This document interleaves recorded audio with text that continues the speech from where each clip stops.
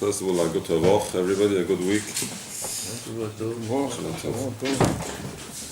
In continuation of our last discussion which we had about morals and dilemmic morals and Jewish monetary laws, where we saw the way a person has to behave. And just to refresh our memory, there was one point which is worth reminding ourselves about: somebody who's owed money and he has an opportunity to get two of his friends to give witness that he's owed money, because they were also people who lent money. In other words, there were three people who lent money to Reuven. Reuven, when he was asked for the money, claims that he wasn't owed money. So Reuven says, so the three Malvin get together, the three people who lent the money get together and say, let's go to Beis Din, and one of us will claim the money, and the other two will be used as witnesses. That way we'll get the money out of Reuven, who at the present moment is denying that he owes the money at all, and if we continue denying it in Beis Din, we will not be able to extract the money from him. So one of us will come along as a claimant, and the other two will be used as witnesses. And we learned last time on the previous Shiur that this is against the Halacha, and one is not allowed to do it, because the Gemara tells us it's midvar sheker tirchok, you have to keep away from lies. And there were other examples which we mentioned in the last time, and it's available for those people who use YouTube to see, for those people who don't remember. So therefore we don't have to go over everything which we spoke about last time, and we can continue with the idea which is developed as to why, and there are such halachas that a person is not allowed to put his own input into regaining his money or changing the law in order to arrange what he thinks should be the right outcome. Now, the Gemara tells us in Soita, a very well-known Gemara, the first part, and the second part isn't so well-known. Everybody believes, I believe, that soulmates, the person you ultimately marry, is what's known in English as a soulmate. In the Hebrew it's called the bashert, the one which HaKadosh Baruch Hu has from the beginning of creation, or even from before creation, decided.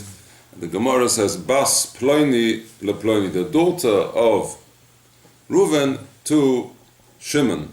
That the Gemara tells us that right at the beginning of creation, the Gemara actually says 40 days before the Yetziras of Vlad, before the Vlad is born, before it's born, but nevertheless it's a part of HaKadosh Baruch Hu's world program that these two people should ultimately marry. And Jewish people believe in it. The continuation of the Gemara is something which isn't so well known. The Gemara continues to say, Bayis Ploini le Ploini and Soda Ploini le Ploini.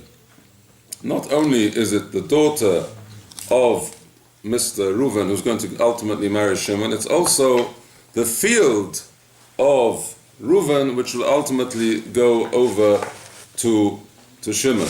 Or this field will belong eventually to this person. That means to say, not only are marriages made in heaven, as they say, but also acquisitions of property and anything which a person might own, whether it be his hat or his coat or his pen or his telephone, also seems to be predestined by HaKadosh Baruch Hu. And that's rather difficult to understand on a simple level. Why is it so important that HaKadosh Baruch Hu should decide exactly who is ultimately going to own what? What exactly a person is going to own? That is an announcement from HaKadosh Baruch Hu that this field will eventually belong to this person. And the Baal Shem Tov, brought in Kesser Shem Tov, enlightens by saying that every object which a person ultimately owns has a spiritual connection to this person's soul. Just like we believe that each person's wife or husband, spouse, is spiritually connected, the two souls are connected one to the other. Similarly, the Baal Shem Tov says the same thing exactly is when a person owns a field, there is something spiritual in that field which is connected to the owner's soul. And consequently, everything that the person may own, whether it is his watch or his shirt or his pen or his telephone, has a spiritual connection to this person's soul. So it's exactly as if he was married to it, let's say. With this, if we understand this, and this is what actually the Gemara is telling us, that Bayis Ploni LePloni, this house will eventually become belonging to somebody else. I live in an apartment, in a house, let's say, which was once upon a time built by a non-Jew for himself, and he designed it in a certain way, and then he sold it to a Yid, who ultimately sold it to me. So I believe with complete faith that this house was destined for me, and that when the non-Jewish person designed it, HaKadosh Baruch Hu had in mind that ultimately I will be the one to have the pleasure of living in it according to this design which the non-Jew originally designed it in. Because, as the Gemara tells us, HaKadosh Baruch Hu has already said that ultimately this house will belong to me. Now, that will enlighten us to the difference, the subtle difference between the way judges in Jewish law have to behave and to the lahavdil, the judges in the non-Jewish world have to behave. Judges in the non-Jewish world are actually doing a great service to the world. It's one of the 7 mitzvahs of the children of Noach, 7 Noachide laws, is to put up a system of courts. To put up a system of courts in every single country is one of the mitzvahs which HaKadosh Baruch Hu commanded Noach and his descendants, and the Rambam says that ultimately it's the responsibility of the Jewish people, when they have this possibility, to see to it that there is court systems in every country. And it's an established fact that I believe every country in the world has some sort of a court system. Now, this court system has to judge according to the understanding of the judges, of the people who are arranging the laws of this land. That is to say, that they don't have a biblical code, a Torah which tells them exactly how to judge. They are allowed to, if they wish, to say that if we have one witness is enough to take out money from somebody who denies that he owes money. If we have one witness, they can decide, that's up to them, that Eid Echad, one witness is enough to extract money from somebody who says that he doesn't owe the money. They come to court, and the court will say that this person, as far as we're concerned, is a good witness. Whether the way he behaves is of no interest to us, whether he keeps whether he's upright, sits and keeps the laws of all the laws of the land or not, he is a good witness, and we'll accept his testimony, and according to that we will act. That's all right for non-Jews, because the system of the non-Jewish court is there, as far as HaKadosh Baruch Hu has told us, in order to have some sort of world order, in order there should be in this country a system which will keep some sort of order between the people. Therefore, HaKadosh Baruch Hu says, you appoint judges, let them get on with it, and let them decide how they understand to be the course of justice in their system. However, lahavdil elef alfei avdolos, when it comes to Jewish law, when it comes to Jewish monetary law or Jewish law, whatever it may be, here the Dayanim are following a divine code which HaKadosh Baruch Hu has given us in His Torah, and the Chachomim explained it and elaborated on it in order to explain how the Dayanim have to act. Now, the reason for this is because since, as we just explained in the name of the Baal Shem Tov, ultimately HaKadosh Baruch Hu has a world plan for each and every object which exists in this world, the way it's connected to the Jewish soul. That means that if this telephone or this video machine was produced on a mass production line, HaKadosh Baruch Hu had in mind that this video machine would end up belonging to the Kehillas Shomre Hadas. Therefore, if somebody would take it away and steal it, for example, then the Dayanim would have to see and decide, according to the divine code of HaKadosh Baruch Hu's law, whether and how to get it back, and how we could enact the laws of HaKadosh Baruch Hu. Because it could be that after a certain time, the person whose spiritual connection to his articles has finished. That is to say, that there is a certain amount of time when this machine belongs to Reuven, and he's used it for a positive way, and he's now finished with it. And now it can pass on to somebody else who might be spiritually connected to this machine. And one of the Rabbonim, I think, explained the laws of Hashavas Aveda. If somebody loses something, let's say a person walking on the street, and out of his pocket falls his wallet, and he's walking, let's say, in a completely non-Jewish environment, where as soon as he realizes that he's lost it, he gives up hope.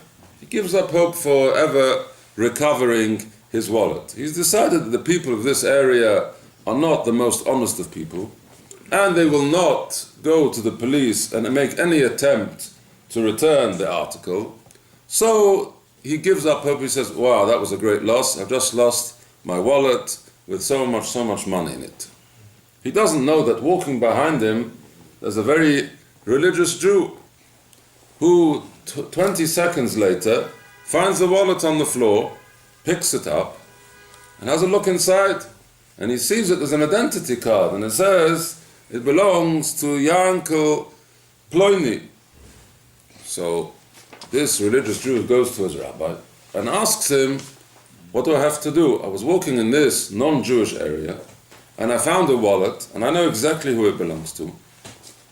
So the rabbi says, let's think. Where was it lost? It was lost in a place where the owner of this wallet definitely knew very quickly that it lost his wallet, because the Gemara tells us that the person keeps tapping his pocket to check that his wallet is there. And ultimately, very shortly afterwards, when he lost his wallet, he said, "Oi, a gefährliche Sache happened, I've just lost my wallet," and goodbye. He's kissed his money goodbye, as it were. So he has been miyayish. So the Torah tells us that if a person loses an article, and the owner knows about it, and he ultimately despairs of ever getting it back, the person who finds it is allowed to keep it. You're allowed to keep it. Although you know exactly who it belongs to, you're allowed to keep it. Very difficult to understand. If you'll ask a non-Jew, an honest, upright citizen, he'll tell you what's going on here. You know exactly who it belongs to. The person lost it. Go and give it to the police. Go and give it back to him. Why are you allowed to keep it? And the explanation is being suggested according to the words of the Baal Shem Tov.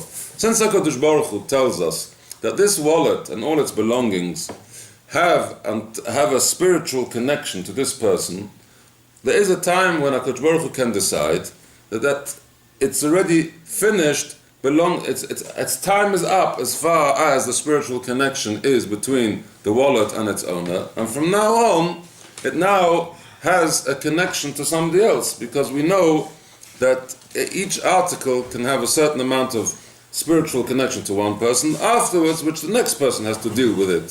So HaKadosh Baruch Hu arranged that the first person who owns it will lose it, and the next person who finds it can keep it. And that's an understandable explanation of why the Torah tells us that if you find something which you know who it belongs to, but the person has given up hope, he's disconnected himself because he's given up hope of ever finding it, you're now allowed to keep it. Therefore, in our system, when, let's say, 3 people are owed money by somebody, and the person who the borrower, the person who owes the money, now claims, I don't owe it to you. Okay, so the three people all know the truth. The three people all know that we lent Reuven money. He's now claiming to us that he doesn't owe us the money. We can arrange that one of us will come to Beis Din and claim the money, and the other two will use as witnesses. But that's not the truth. The truth is they're not kosher witnesses. They're not witnesses who are allowed to come along and say, we know that this money is owed to Reuven, because according to the Torah law, these witnesses are all apostle, because they actually mean themselves. They have an interest, a vested interest in this witness which they're saying. And they're actually talking about their own money, and they're not kosher witnesses. Therefore, Kadosh Baruch Hu tells us, you lent the person money, he doesn't want to give it back to you, you're not allowed to rearrange the laws of the Torah, because it's a proof. We don't understand this reasoning. We don't understand why this person is being a thief and not paying the money back. But if, according to the Jewish law which HaKadosh Baruch Hu has told us, we are not allowed, according to the Beis Din, to take out the money, we're not allowed to rearrange the laws in order that they should fit in for us, and two of the people will come as witnesses and say that he owes the money in order that we should extract money from him. Because we're not allowed to do that. We are not allowed to interfere with the world order. So yes. What about if these two assign the money to the third one? Yeah. Which means third one pays them the two parts. Yeah. He stays the only man who is owed the money, and they become two witnesses to prove that the man owes them. If they're paid off and have no interest, yes. If they have no interest in what's left over, they're just kosher witnesses. It's perfectly okay. So that's the way out. Okay, but this fellow doesn't want to pay anybody anything. The story will not make sense, because he will ask him, when did you lend, who did you lend money? Yeah, it might not work out in Beis Din. But the point is that is partly to understand the moral dilemmas which we mentioned the previous things. If we understand that everything which HaKadosh Baruch Hu brings in front of the judges, the Beis Din, it has a world order, because HaKadosh Baruch Hu has sorted out exactly which money should belong to which person. And therefore, if something is taken away from somebody, then ultimately that's a proof that if he can get it back up here Halacha, then it's still connected to him. He can get it back up here Halacha, then it's no problem. But he's not allowed to rearrange the laws and bring witnesses to say that it belongs to him, because this is interfering with the world order which HaKadosh Baruch Hu has decided should take place. And I'd like to, with this, explain a very interesting Gemara, which the Gemara says in Sanhedrin as follows, that the Dayanim, the judges, have a very great responsibility. It says, Ki hamishpat lelokim hu. It says the judgment, it says the pasuk in Dvarim, the judges have to be very careful, because the mishpat is lelokim, is also, as it were, for the Almighty. What does that mean? Omer Rav Choma bar Rav Chanina. Rav Choma bar Chanina says, Omar Kadosh Baruch Hu. He says, HaKadosh Baruch Hu says, Sanhedrin Ches Omid Aleph. HaKadosh Baruch Hu is ultimately saying that if the judges make a mistake or do not judge the laws according to the ways of the Torah which he has prescribed, then you're also, as it were, bringing trouble to HaKadosh Baruch Hu. The Gemara says also, Lo dayon l'rishoyim shenoitlin mizeh moment. It's not enough that the wicked people steal the money, v'noisnim lezeh shaloi kedin, and they take away money which against the law. Ela shematrichin oisoi lahachzim moment lebalov.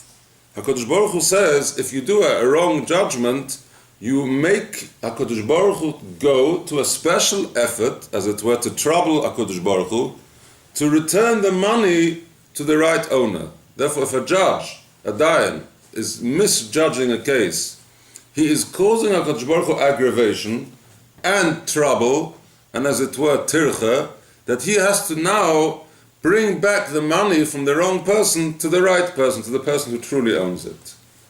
What's going on But here? this is very difficult. Very difficult to understand. No, because in the Moshel the Rov just gave, Yeah. the Mr. Alf wrongly Yeah. kept the money. Mm-hmm. I mean, and it's assumed by all what the Rov just said that this is what Kodesh Baruch Hu ultimately wanted. Right. So we Dayonim cannot interfere with Right. him and not accept the shtickle which was Right. set up by the others. Yes. Although we Dayonim have no reason to think why should No, we're talking about if we know the facts. If we know the facts that we have to, the Dayanim have to behave according to the evidence which is brought in front of them. If they know that these two people are not real kosher witnesses, then they're not because allowed. they are themselves. That's right. Then they're not allowed to judge according to it. But this posuk is talking about how careful the judge has to be when he sees everything in front of him as being kosher, and he misjudges the case. It's as if he is, and now causing trouble for Kodesh Baruch Hu to bring the money back to the true owners. No, but I'm talking about this case when the judges misjudge. No, that's in this case as well. Different cases. The different case. I'll explain it later on. The difference. We're talking about when the judges misjudge a case. The Bezdin decided to make a mistake. I mean, they just Right. weren't careful. They themselves are the ones who are guilty of making mistakes. There's nothing wrong with the evidence in front of them. Everything is kosher, but the judges are misjudging the case. Now, when I was in yeshiva, the following story happened. There was a bocher who had money in his room, and it got stolen. So he went to Reb Zev Cohen, Zichron Livracha, who was known as the Manal of the yeshiva. He was a Magachia. He was in charge of he had one of the people who were in charge of the yeshiva, and he cried to him that somebody stole his money. So he gave him a bracha. He said, HaKadosh Baruch Hu should help you, you should get your money back. 3 days later, he won the premium bonds. Most people don't know what the premium bonds are in this part of the world. It's a lottery which you invest once and forever it continues every month that you have a chance to win. So he was stolen, the money was stolen from him was £25, and he won a £50 premium bond, which proves one thing that Reb Zev Cohen was a great man, and that he gave his blessing was worth it. The second thing is that HaKadosh Baruch has many ways with which to return stolen money. Or in other words, not stolen money, not to return the stolen money, but to return the loss of the person. To return the loss of the person. HaKadosh Baruch Hu has no end of ways. We can't trouble HaKadosh Baruch Hu. If somebody got stolen, okay, HaKadosh Baruch Hu can arrange that you should win the lottery. So HaKadosh Baruch Hu has everything, many ways to help the person who's lost money. So what does it mean here? Here it says that if a judge does a wrong judgment, he's bringing trouble, as it were, to HaKadosh Baruch Hu. He's troubling HaKadosh Baruch Hu to bring back the money which the judge has made a wrong judgment about to the right owner. What's the problem? 3 judges made a mistake, or they did it on purpose, whatever it may be. They misjudged the case, and they caused that the money which belongs to Reuven went to Shimon. They misjudged the case, and they said the money which belongs to Reuven belongs to Shimon. And the money was passed over to Shimon. What's the big tircha? What's the big problem? HaKadosh Baruch Hu can make Reuven win the lottery the next week and he'll get his money back. Why are they matriach HaKadosh Baruch Hu? What are they doing which is causing trouble for HaKadosh Baruch Hu that he has to return this money? HaKadosh Baruch Hu can make him win the lotto. But according to what the Baal Shem Tov says, we understand. Since, according to HaKadosh Baruch Hu, the money which the judges misjudged the case and extracted money from Reuven and gave this money to Shimon not according to the way the Torah HaKadosh Baruch Hu has put in place, that means to say that they are interfering in the world design of HaKadosh Baruch Hu, the world plan, and taking money which is really solely connected by soul to Reuven and giving it to Shimon. Now HaKadosh Baruch Hu has to make sure that this money gets back to Shimon because you're interfering with the world plan of HaKadosh Baruch Hu. So this is the Gemara really is telling us that what the Baal Shem Tov has revealed, that when everything ultimately belongs to a person, as long as it belongs to him and he has a soul connection to it and he has to use it in the correct way. There are many other Gemaras which I can't expand on at the present moment because they are due to previous things which I have to do, and I have to leave now, and I wish everybody kol tov and hatzlacha rabba.